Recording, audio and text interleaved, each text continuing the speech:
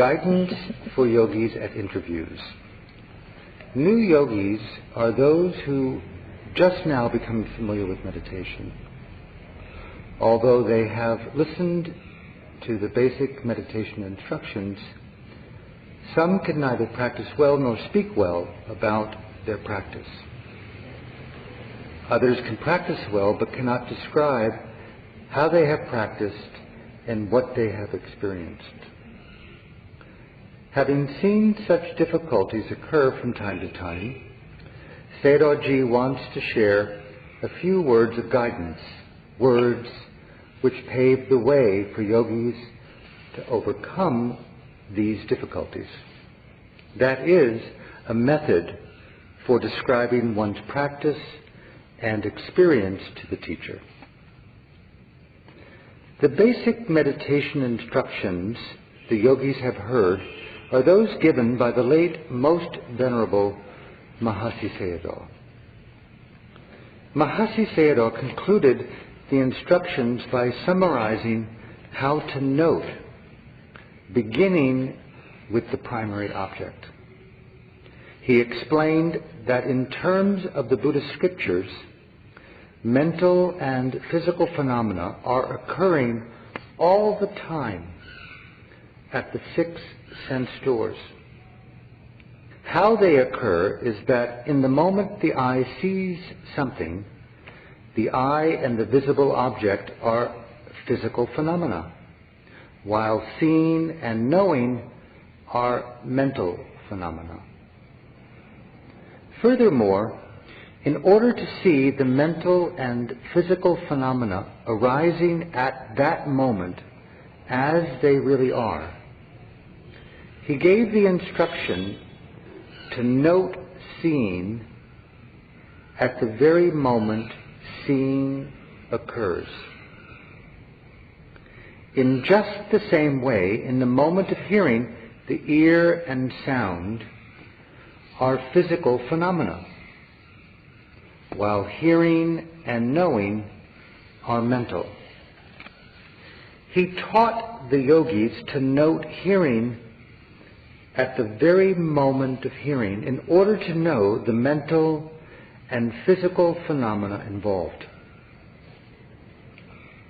Mahasi Sayadaw explained how to observe in the moment of smelling, tasting, touching, thinking, reflecting, and planning, as well as bending, stretching, leaning, tilting one's head, lifting, moving and placing, even down to the smallest movement. He spoke in everyday language, easily understood even by those yogis with little theoretical knowledge of the practice. Even so, difficulties occurred when it came to putting the instructions into practice. Furthermore, as Sayadaw Ji mentioned earlier, some know how to meditate but are not able to describe their experience. Some can't speak easily because they are in awe of their teacher or of their immediate surroundings. Those yogis who by nature don't speak much encounter even more difficulty. Thus the teachers have to take the yogis by the hand, so to speak, and explain to them again and again, in simple terms, how to observe the main object, how to note it and know it. Next, how to note other objects such as thinking and planning, feelings, and general objects such as seeing, hearing, and so on, each time they occur. Look at something. Tell me what it is. If you look, you'll see. If you see, you'll know. You will be able to say what it is you see. If one doesn't look, one won't see.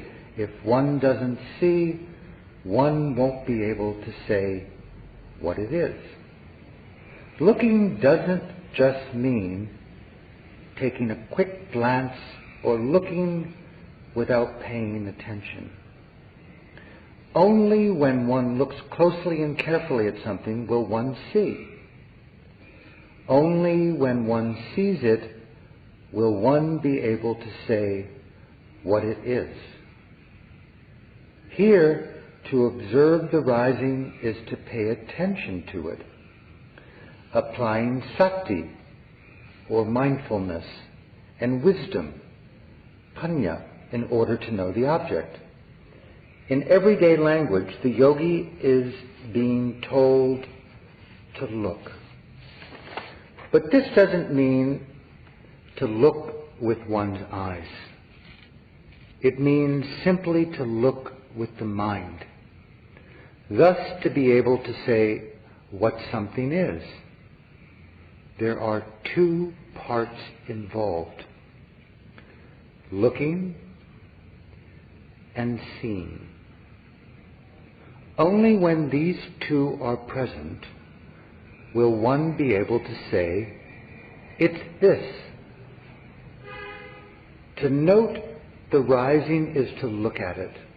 One is being told to look. Once you look, what do you see? What is the rising? One must describe it as one sees and knows it. Only when these two parts are present will one be able to say what it is. After noting the rising, if one doesn't describe it as one has seen it, but instead goes off on a tangent talking about this and that, well, that's not correct. It's important to be able to say how one observes the rising of the abdomen from the very start until the end. When the breath starts to enter the body, the abdomen expands or rises. It continues to rise as one breathes in. When the in-breath comes to an end, so does the rising. Therefore, it says in the text that when noting the rising, sabakaya parisamvedi, one should experience the body as a whole. This doesn't mean to observe one's entire body. It means to experience, from start to finish, the whole series of physical phenomena such as stiffness, tension, and movement, which occur when the in-breath causes the abdomen to expand. That is what is meant by experience the body as a whole. Sabakaya means the whole group of physical phenomena, all the physical phenomena. The texts explain Sabba as Adi Maja Pariyasona, or beginning, middle, and end. These three parts as a whole, the beginning, middle, and end, are what is meant by Sabba, or whole. If we divide the whole rising into parts, there is a beginning, a middle, and end. These three parts as a whole are what the Buddha referred to when he said, Sabakaya pati samvedi. One should make a practice of knowing the body as a whole, of understanding the body as a whole. Therefore, when noting rising, one must follow it with the mind from the very smallest beginning of the rising. The mind must get to the rising. As the abdomen rises, one has to focus one's mind on the rising movement. One's observation should stop at exactly the same moment as the rising stops. At the start of one's practice, the beginning, middle, and end of the rising aren't yet obvious. Even so, the teacher tells the yogi to note with special effort so that they become apparent. The question arises, why do the meditation teachers ask beginners to do what they can't yet do? Is there some benefit to asking them to do the impossible? The teacher does that as an indirect way of getting the yogis to make the necessary effort. If the teacher were to ask for less, saying, just observe whatever you can, it's okay, the yogis would practice superficially. In that case, their meditation would end in the same way. Their meditation would be over simply because the number of days designated for the retreat, well, they were up. Their retreat would be finished, and that would be the end of it. Thus, with the aim that the yogis make careful, concentrated effort, the teachers instruct the yogis to pay full attention. Only when the mind is steadfast, placed completely on the abdomen at the moment the rising occurs, with full concentration, only then will it be gained. When one notes, one should have the attitude, I'm going to observe the rising fully, the whole rising, from the very start to the very end. Later, one comes to be able to do this quite easily. In the interview, starting yogis must be able to describe how they observed the rising from the very start to the very end. Can you note it or not? Does the mind observe the object directly head-on or not? Can you note the entire process or not? One has to be able to express this in their interview with the teacher. If one can note, what does one see? What does one find? Having focused on an object, one should not fantasize about other things.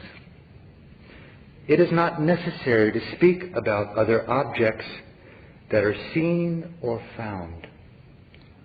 What is important is to speak about the object which one has observed in a focused and concentrated way. One needs to be able to describe the rising as they see it. Working with the main object, if one can't even say what its form and position are, then our work of meditation becomes, well, somewhat meaningless. Therefore, the teacher has to tell the yogis how to describe their meditation experience so that the practice will be accurate and meaningful to you. One must be able to answer the question, when noting rising, can you follow the rising closely from the beginning to the very end? Or can't you? Be frank and open about this. Just describe that reality. If you can follow it, then say you can. If you can't, well, just say you can't. Of course, just be simple and straight. If you can follow it, what do you see? Do you see the abdomen? Do you see its position of rising? Or do you see stiffness, tension, movement? one should be able to report in that way. Experientially, there are three parts to anything physical. These three are physical appearance or form, physical position, and essential physical quality or true nature. If we focus our mind on the abdomen in an ordinary way, the form of the abdomen is apparent. The shape or form of the abdomen is called its appearance. The whole body is a physical form. The abdomen, which is one of the body parts, is also a physical form. This is called appearance. Position refers to the position of the abdomen. How is it situated? Is it deflated or is it expanded? Is it collapsed? The abdomen is in some kind of position or other all the time. When one breathes in, the abdomen rises or expands. It is an expanded position. When the breath goes out, the abdomen falls, collapses, or becomes deflated. It is in a collapsed position. In Pali, this is called akara. Akara means situation, position, or manner. For example, what is in the position of the hand? How is it placed? Is it closed into a fist? Is it stretched open? As for the position of the body, is it sitting, standing, walking, lying on a bed, or what? These are all positions. Now, is the abdomen in an expanded position, a collapsed position? If one looks carefully and intently before one is able to see the true nature of physical phenomena, one can see their form or shape. One comes to be able to see this. One can also see their position, such as that of the abdomen being expanded. Seeing shape and position are not wisdom. One has to penetrate form and position, going beyond those to reach the stiffness, tension, vibration, and movement that really exist in the moment of rising. These are called essential physical qualities or true nature. Telling the yogis to observe the rising as it occurs is asking that they look to see what it is. Is it just the abdomen, or is it just the rising position? What quality is there among the qualities mentioned above? Is there stiffness, tension, vibration, movement? One must be able to say, if one observes carefully, one will be able to see the true nature. But when reporting, one shouldn't say what one imagines. One should say what one has seen. What one says based on imagination is not one's own knowledge. One's own knowledge is what one knows, having looked and seen for oneself. For example, look at this. When I ask, what do you see? How will you reply? It's a pen, you'll say. Why can you say it's a pen? Because you see it. Why do you see it? Because you look. You looked because you were asked to look to do so. You looked and you saw it. First of all, you saw what it is. If you observe clearly, you can differentiate its color, whether silver, gold, white, yellow, red, and so on. Together with its visual appearance, its position and its true nature become apparent.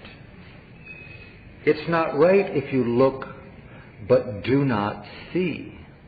Therefore, in order to know how to look and how to describe what you see, Sayadaw Ji has provided a few principles to pave the way. In the moment of rising, can you observe the main object closely or not?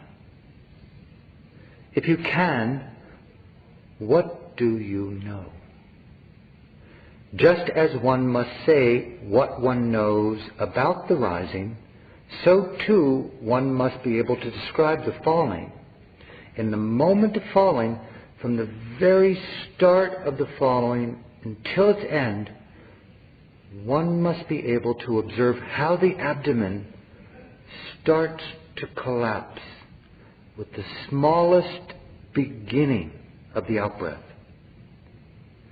As one continues to exhale, the abdomen slowly continues to deflate. When the exhalation stops, the collapsing of the abdomen also comes to an end. The falling of the abdomen is connected with the out-breath. As soon as one starts to exhale, the abdomen starts to deflate. When the exhalation stops, the falling movement also comes to an end. When one notes the falling, can one observe it, following it carefully from the very start until the end, or not? One must be able to answer this question. What quality, what form do you come to know? Do you just know the shape of the abdomen, or do you know the abdomen's position of being collapsed and deflated? What quality do you observe? Relaxation, stillness, movement, stiffness, tightness, vibration? Is it very important to be able to answer? This is very crucial. Look carefully. The mind is not something that stays where one puts it. Therefore, while one sits and observes the main object of rising, falling, various types of thinking and planning arise. The mind leaves the object of observation and moves about. It does what it wants. Various thoughts occur, both good and bad. Both clean and dirty, various thoughts arise. If that happens, what should you do? Note them right away, of course, right on the spot. Various fantasies can arise. If they arise, can you note them? Or can't you? One must be able to note them when you see them. When you note a fantasy, does the mind continue to fantasize? Or does it cease, halt, disappear?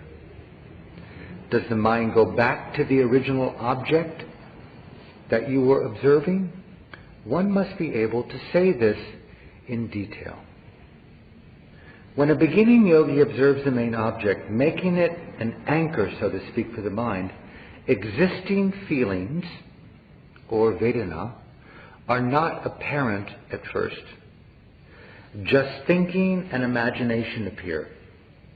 At the start of practice, one is not aware every time there is thinking. Sometimes one is aware of thinking and sometimes one isn't. If one is aware of it, one has to report it, so that all kinds of thoughts do not arise. One must focus on the main object very carefully and closely. When one has sat for a while, after one sits, say, for 5, 10, or 15 minutes, small feelings of discomfort may arise in one's body. Just as comfort and discomfort occur in one's body, so too in the mind various kinds of pleasant and unpleasant feelings gradually arise. If something has arisen, one must observe it. But when reporting, please don't use the word Vedana. When there's itchiness, just simply say itching. When aching, aching. When you experience numbness. When tingling, tingling. It's better to use ordinary language, simple language, to describe your experience, your sensations. Let's say that while observing rising and falling, one place starts to ache somewhere in your body. Here, it has started to ache. We didn't do anything to make that happen, that pain or that ache. It is aching on its own, so to speak. Due to bad contact, unpleasant feelings arise. The yogi focuses noting aching, aching, aching. That is observation of Vedana. What happens to this ache when it's observed? Does it ache more? Does it stay the same? Please, does it decrease or disappear completely? Describe it. If it aches more, simply say that. It aches more. If it stays the same, say it stays the same. If it decreases, say it decreases. If it becomes weak, say it becomes weak. If it goes away completely, just simply say that. It goes away completely. One must be able to say that, simply, clearly, as it is. It starts to itch somewhere. It doesn't itch because we made it itch. It itches by itself. Ask yourself, what's my job here? Simple. To note itching. What happens to the itching? Does the itchiness increase? Does the itchiness stay the same? Does the itchiness decrease? Does it go away completely? You must try to say it that clearly and simply. What has occurred? These are examples. Sayadaw Ji here is just simply attempting to pave the way for you. Besides the various thoughts and feelings that can arise in one's body and mind, while one is observing the main object, sights, sounds, smells, tastes, and all sorts of touches can also arise, followed by craving, wanting to harm, or laziness. Then restlessness can arise, or worry, doubt, criticizing, remembering, knowing clearly, paying attention, delight, satisfaction, peace, calm, and ease of meditation. And so many other objects can also arise. The Buddha referred to these as Dhamma, or natural phenomena, a term which summarizes all the kinds of objects mentioned above. The Buddha was concise and effective in his use of words. In no other spiritual tradition or religion outside of Buddhism is such a precise use of words found, generally speaking. Only the Buddha seemed to use words in such a way, grouping various natural phenomena together in the word Dhamma, or natural phenomena. These Dhammas, or mind objects, arise within one's mind and body. Let's say that craving arises. What happens when one notes craving? Anger arises in the mind. What happens when you note it? One must be able to say, how do you feel? For example, sluggish, energy is low, note it. Then what happens? Is there restlessness? Note it. Then what happens? The mind is worried. You note it. What happens? The mind is scattered. Then what happens? Evaluation, reflection, and doubts are arising. One notes them. What happens? Whenever these Dhammas or mind objects arise, one must note them as they arise. Likewise, while doing walking meditation, focus on the leg and note stepping. Right step, left step, or lifting, moving, placing. At the moment of lifting, can you observe it closely from the slightest beginning of the lifting until its end, or not? If you can observe it closely, what do you see? Do you see the leg or the position of lifting up? Or do you see some quality such as lightness or heaviness or stiffness or pushing?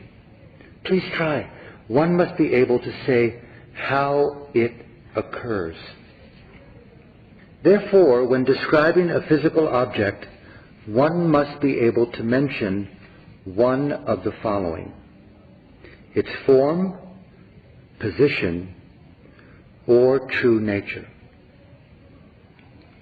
One must observe carefully in order to be able to say this: if noting moving, can you observe carefully from the beginning of the moving until its end, or not? If one can do so, what quality do you know? Do you come to know the form of the leg, or the position of stepping forward? In the moment of moving forward, what quality does one come to know? Pushing from behind? Being pulled from the front? One must try. One must be able to say, what is there?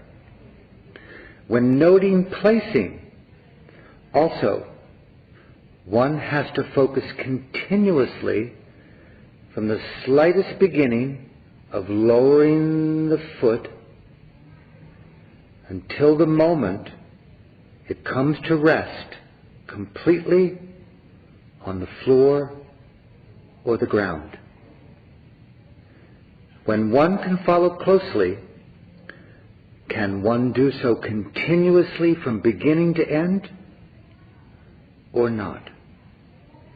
One must be able to say that. If one can follow continuously with the mind falling on the object, so to speak, what do you know? What does one come to know? Does one know the form of the leg? Does one know the position of placing the leg? Or does one know heaviness, lightness, softness, stiffness, or tension? One must be able to say what one comes to know. This method of reporting, which Sayadaw Ji has created for the yogis, is quite important.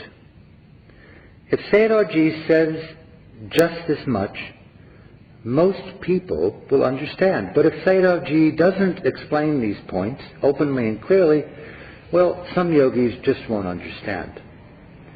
There are other objects such as bending, stretching,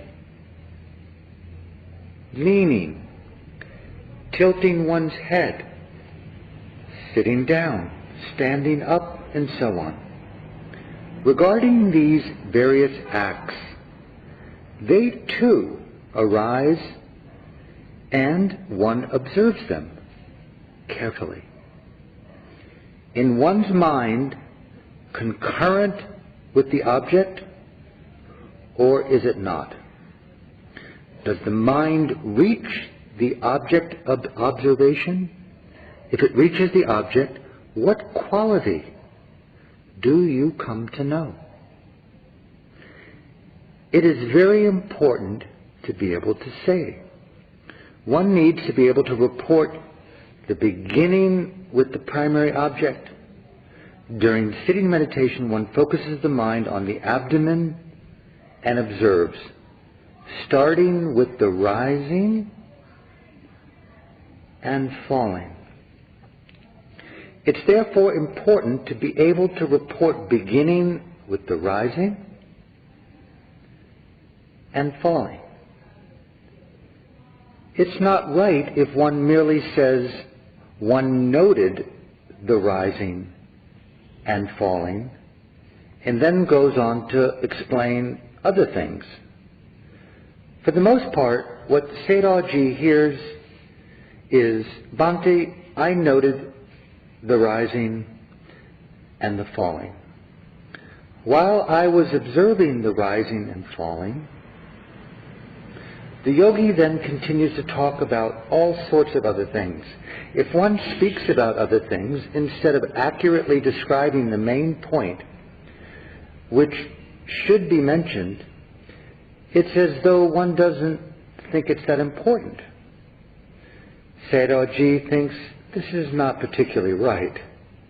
Therefore, so that the yogis can learn to practice and report correctly, starting from the basics, Sayadaw has written some verses in order to help you or to pave the way.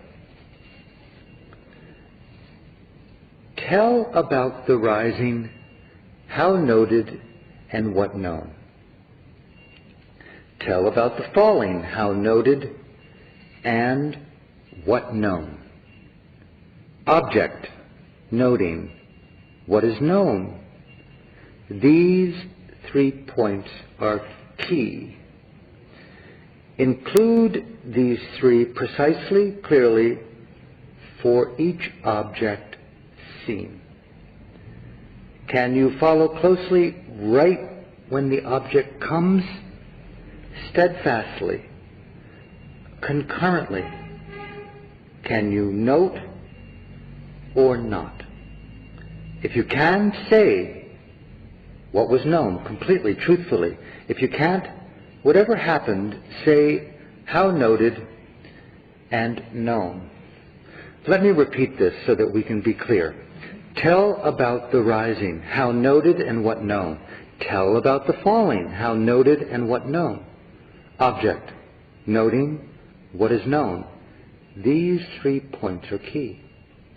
Include these 3 precisely, clearly for each object seen. Can you follow closely right when the object comes? Steadfastly, concurrently. Can you note or not? If you can, say what was known completely, truthfully. And if you can't, whatever happened, say how noted and known. When practicing meditation, every yogi should also understand the 3 characteristics, or lakkhana. Lakkhana means characteristic or distinguishing mark. What are these 3 characteristics? Sabhava lakkhana, Sankata lakkhana, Samanya lakkhana. One must understand these 3 terms. Among these 3, Sabhava lakkhana refers to the substance or unique individual qualities of mental and physical phenomena. Let's say we feel our body. If we touch a bony area, we find the quality of hardness or firmness. If we feel the flesh, we find the quality of softness or squishiness. In the scriptures, this type of matter is called Patavi Dhatu. In English, the earth element. Or we could simply say earth. Because of its quality of being hard or soft, it's called Patavi Dhatu, or the earth element. Only Patavi Dhatu, the earth element, has the quality of being hard or soft. The other elements don't have this quality. Seeing these qualities, one will say, that's definitely Patavi, that's the earth element. Hardness and softness are its individual qualities. These are called Sabhava Lakkhana. Sabhava Lakkhana. The element of temperature is just the same. Temperature refers to both heat and cold. The element of temperature is called Tejo Dhatu in the scriptures. It is commonly called the fire element. One thinks of heat if one calls it the fire element. In fact, the element of temperature does not only include the quality of heat. It also includes the quality of coldness. If we speak of temperature, it is just Tejo Dhatu, heat and cold. The quality of temperature only exists in this fire element called Tejo. It doesn't exist in the other elements. Seeing these qualities, one will say that's definitely Tejo Dhatu, the fire element, the element of temperature. As far as water is concerned, the quality of flowing only occurs in Apo Dhatu, not in the other elements. Seeing its quality, one will say that's Apo Dhatu. That's the water element. Vayo has the quality of stiffness, tension, and movement. Only air has these qualities. They don't occur in the other elements. Seeing these qualities, one will say that's the air element. That's Vayo Dhatu. The mind has the quality of taking an object as when the seeing mind takes something visible as its object. Contact, phassa, a mind state which arises together with the mind and colors it, has the quality of making contact. Feeling, or Vedana, has the quality of feeling. Physical and mental phenomena each have their own quality, which is called Sabhava Lakkhana in Pali, its own unique individual characteristic. One should know that the unique quality of a given physical or mental phenomena is called Sabhava Lakkhana. Every individual characteristic has a beginning, a middle, and an end, or arising, continuation, and dissolution. In Pali, these are called Upada, Titi, Bhanga. Upada means beginning. Titi means heading towards dissolution, existing for a moment. Bhanga means dissolution or disappearance. In everyday language, we could say beginning, middle, and end. Or, in other words, arising, momentary continuation, and dissolution. Every natural characteristic of mental and physical phenomena, such as hardness, softness, heat, cold, stiffness, tension, movement, knowing an object, contact, feeling, and so on, has a beginning, middle, and end. Each has a moment of arising, of continuation, and of dissolution.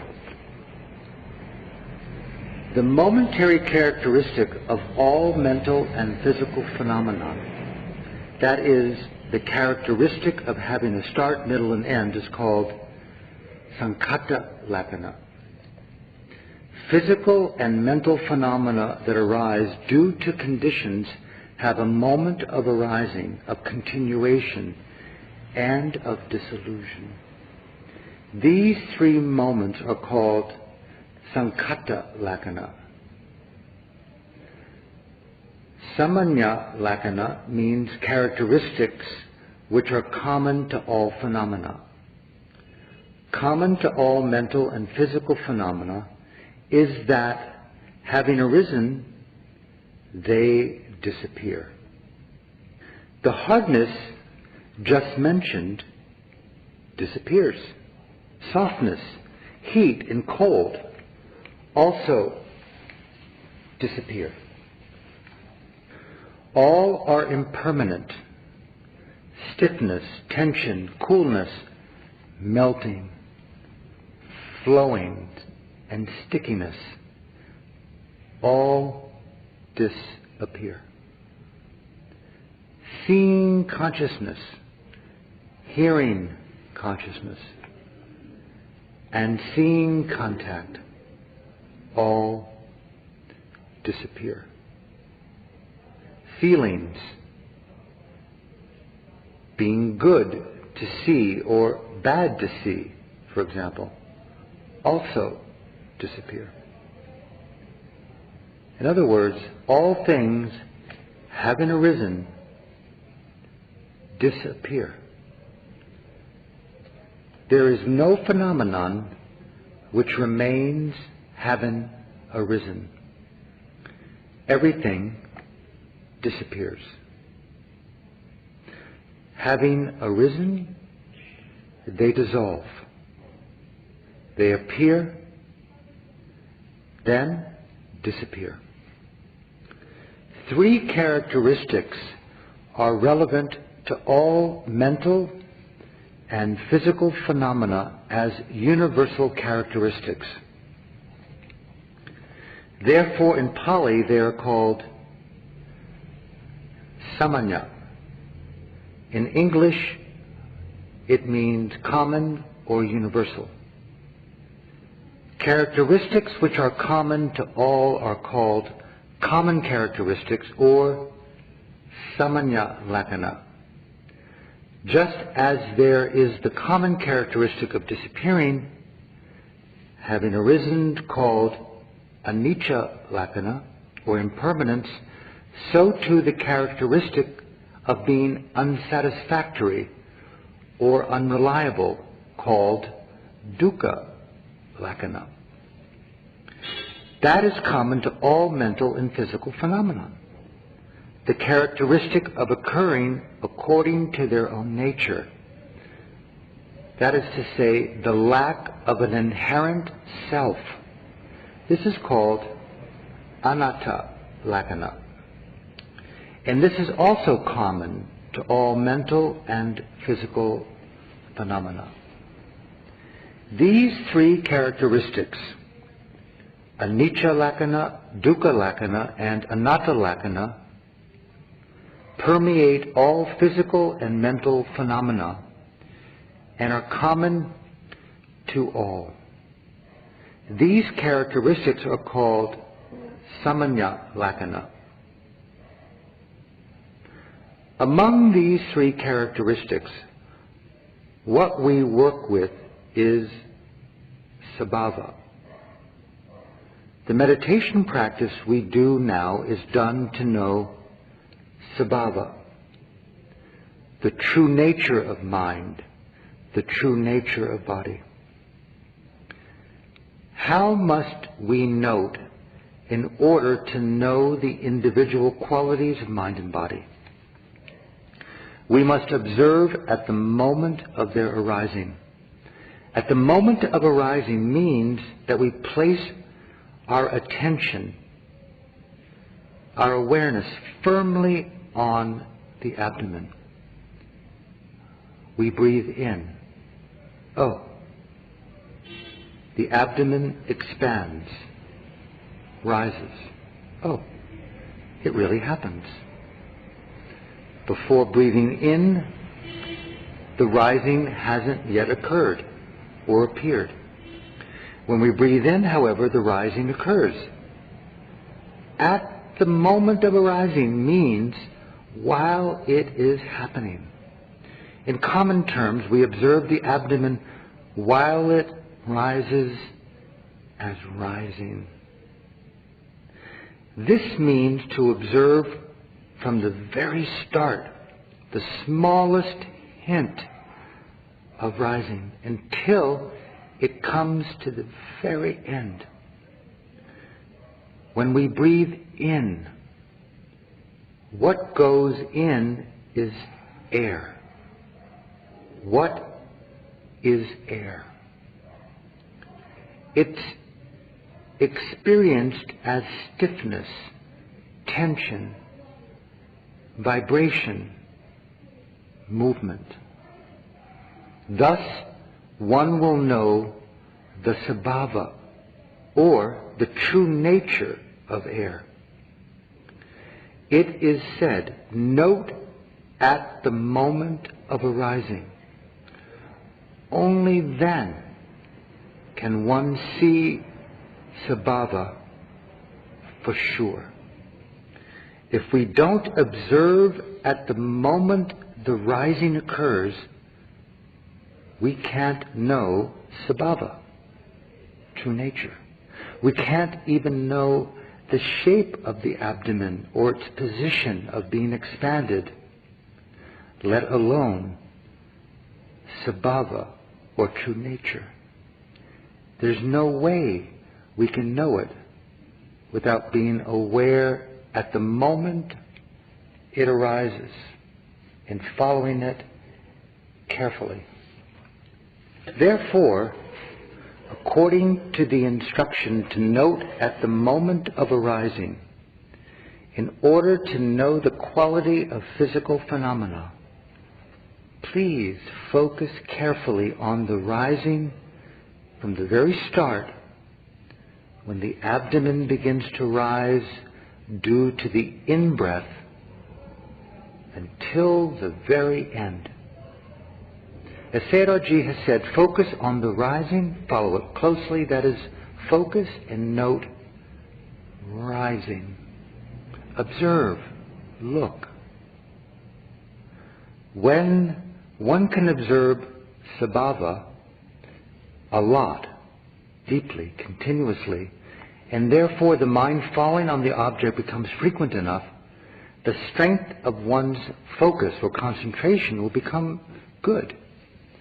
There'll be a power that's generated. When the power of concentration becomes quite strong, one will no longer see the form of the abdomen nor its position of being expanded. One will go beyond those and come to know the qualities of stiffness, tension, vibration, and movement. Similarly, at the moment of falling, from the smallest hint of falling until it comes to an end, as Sayadaw has explained, please focus on the falling.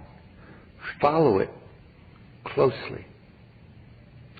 If one follows closely, one goes past the form of the abdomen and its position of being deflated.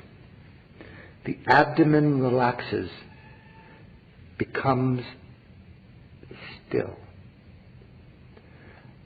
When a ball full of air is pierced, it loses its tension, moves about, and becomes quite still. One comes to realize that this is the individual characteristic of air. In the same way, when observing the main objects of lifting, moving the foot forward and placing, focus and follow closely from the very smallest beginning of the lifting until its end. And you will see some particular quality. To note at the moment of arising means that when moving the foot forward, one should focus carefully from the very beginning of the movement until the moment the foot stops moving forward. When placing, also focus carefully from the start until the moment the downward movement comes to an end. When you can observe these minor occurrences closely, he or she, you, will come to see that the sabhava that exists at the moment of arising. What will you come to see? Sayadaw Ji won't give you the answer in advance, but he will show you the method for observing and for looking. As when solving a math problem, the teacher will only show the method for solving the problem and getting the right answer, but won't reveal the answer. The method for solving is what's important. Knowing the method, one has to find the answer quite obviously for oneself. Sayadaw Ji has paved the way. Please, if you would, pay careful attention to this. In just the same way as the primary objects, one must observe at the moment of bending, stretching, leaning, tilting one's head, even blinking your eyes, closing your eyes, opening them. When you're sitting down, standing up, try everything. Be attentive, aware. As it arises, what do you see? One has to follow all of these occurrences mindfully, closely. In one's body too, at the moments of hardness, of stiffness, heat, colds, tension, movement, aching, a sense of solidity or numbness, even tingling. If one focuses precisely, one will see sabhava, true nature, precisely, clearly, carefully. That's the role of the yogi. That's your task. In the phrase, moment of arising, the word arising can be elaborated as appropriate to include everything. In place of arising, if one inserts seeing, we have the moment of seeing. Insert hearing, moment of hearing. Similarly, the moment of smelling, the moment of tasting, the moment of touching, the moment of rising, the moment of falling, the very moment of sitting down, the moment of bending, the moment of stretching. Everything, every moment, arising is relevant to all phenomena. If one inserts the word heat, it becomes the moment of heat. Cold, the moment of cold, and so on. People who like brevity will expand arising as appropriate. In order to note simply and exactly, saying this much is sufficient for understanding. This is your task. Sayadaw Ji has explained a very brief task. That is, just note at the moment of arising. Only then can one know sabhava, or true nature, with any certainty. Therefore, if one wants to know mental and physical qualities arising each in their own time, observe at the very moment they arise. The moment of seeing, the moment of hearing, smelling, the moment of tasting, the moment of touching, bending, stretching, the moment of leaning, tilting your head, lifting, moving, placing, everything. When sitting down and standing up, there is the intention to sit down, the intention to stand up, the intention to bend, the intention to stretch, and so on. If one observes these initiating mind moments, at the moment of arising, their qualities will become completely apparent. Take a look at this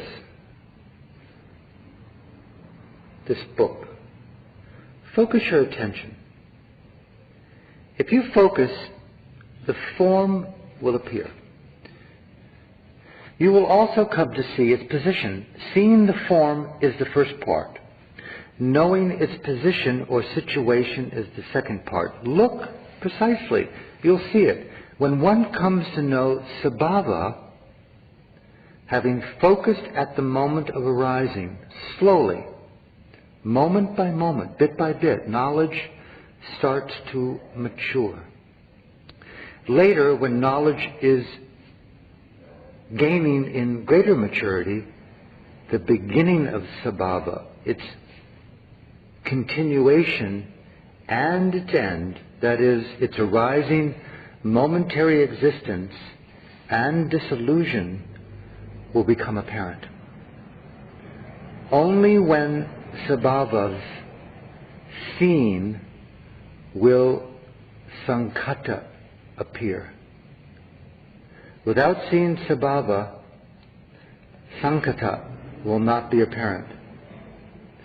Only when one sees the Sabhava of mind and matter through having noted at the moment of arising, will one be able to see its three parts: beginning, continuation, and coming to an end. Due to seeing Sabhava, its arising momentary existence and dissolution become apparent. Especially when dissolution becomes apparent, one will come to see and know how the object of observation arises and then ceases or disappears. One will see its impermanence. One will come to see how it is unreliable. One will also come to see how the object of observation occurs according to its own nature. In particular, if one has not yet seen the ending, if the ending is not yet apparent, the common characteristics of all mental and physical phenomena, their impermanence, unsatisfactoriness, and how they occur according to their own nature, will not yet be seen. Only when Sankhata appears will Samanya appear.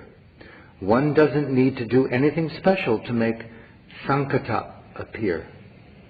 Just observe at the moment of arising in order to see Sabhava, true nature. If one sees Sabhava, Sankhata will appear on its own. If Sankhata appears, Samanya will be seen. That is, impermanence, unsatisfactoriness, and the way things occur according to their own nature. If one notes the arising from its minute start until its end, one will come to see for oneself. If one notes the falling from the beginning until the end, following closely, besides that, the arising phenomena within one's body, appearing, noting, disappearing, appearing, noting, disappearing, one will come to see these common characteristics appearing, then disappearing, being born, and then dying. One will see how things, when they arise, perish. What perishes is unsatisfactory. It's unreliable. One will come to see this directly for themselves. One will come to see quite clearly how things occur not according to one's wishes, but according to their own nature. But in order to see like this, sankata must appear. Sankata appearing means that the compound characteristics of phenomena become clear in one's own mind. That is, arising, momentary existence, and dissolution. The start, middle, and end of the object of observation. In particular, if the last part, disillusion, becomes apparent, impermanence, unsatisfactoriness, in uncontrollability will appear. When one sees samanya, then vipassana knowledge has begun. Vi refers to how mental and physical phenomena arising, existing for a moment, then dissolving, appear and disappear. How they are unsatisfactory because they arise and disappear, and how they are unreliable and uncontrollable. In short, the word vi means the various aspects of impermanence, unsatisfactoriness, and uncontrollability. Pasana means to see. Vipassana means the knowledge which can see in terms of impermanence, unsatisfactoriness, and uncontrollability. That is called vipassana knowledge.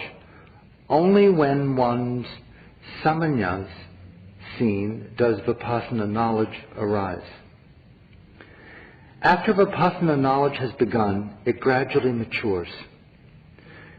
When it is complete, knowledge of the noble path, Arya Maganyana, will arise. At that point, one will see for oneself Nibbana, the cessation of both mental and physical phenomena and of all suffering. Only when one realizes Nibbana will one be able to escape the suffering of the lower realms, or apaya. One has to go to that point in their practice. Sayadaw has paved the way for those who are unfamiliar with the practice to become familiar with it. One has to note with concentration in the way that Sayadaw has encouraged you, has instructed you.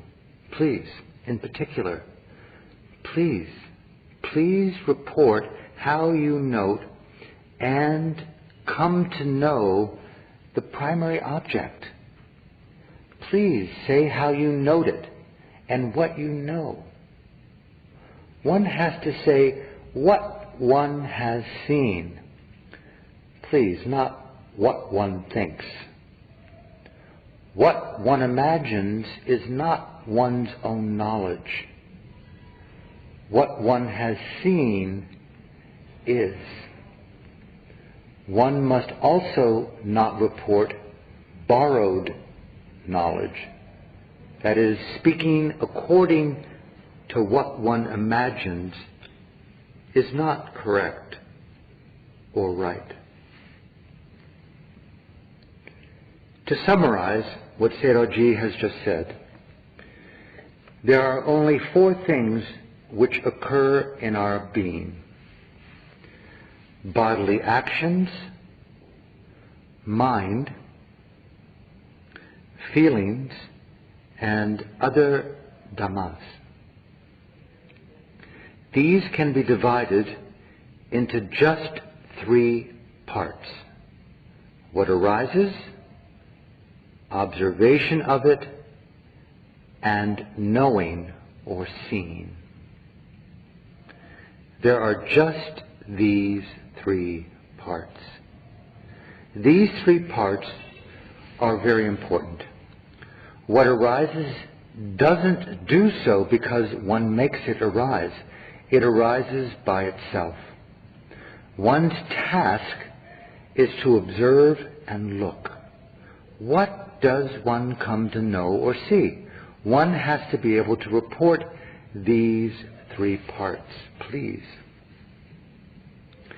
When there are many yogis, the meditation teacher can't give a lot of time to each one. One should be prepared to report how much to say. If one divides the day into 4 parts, meaning morning, midday, afternoon, and evening, and reports one good section from each time period, that would be complete. Some yogis are able to report like this. One must prepare because the meditation teacher can't give a lot of time. Of course, if they could, it would be great, but it's just not the way with so many yogis that are reporting. When reporting, one needs to be as concise as possible, please, choosing just what is substantial and special. One needs to capture the essence without adding anything extra. It's important to understand that this is one's own time, and to keep one's report, if you would, short and to the point. For example, in a debate, let's say that one has 10 minutes to speak. One must complete what one has to say, well, in that 10 minutes. It's the same in reporting. One needs to use one's time wisely. In conclusion, may you be able, please, to make every effort to reach the right destination, walking carefully the correct path according to the guidance provided here. May you be able to practice this method, this practice of Satipatthana meditation, which expands the mind and increases knowledge, until you each gain a guarantee for your life. May you gain the full benefit of human life, which is so hard to get, and of meeting the Buddha's teaching, which is so rare to find.